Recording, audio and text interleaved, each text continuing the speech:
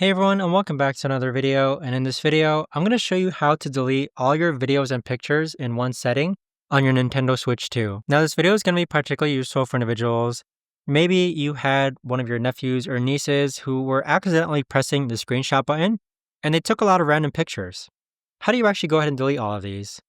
Now, the first way is that you could actually go ahead and navigate to where it says Quick Actions and then click on Delete, and you can select each picture one by one. But let's say that you have a lot of pictures and you just want to go ahead and delete all of them. The other option that you can do is that you can click on the Home button, you can click on System Settings, you can navigate to where it says Data Management, then click on Manage Screenshots and Videos, and then click on System Memory, and then click on Delete All Screenshots and Videos in System Memory. So that way, you'll be able to delete all screenshots and videos at once without you having to manually click each picture one at a time.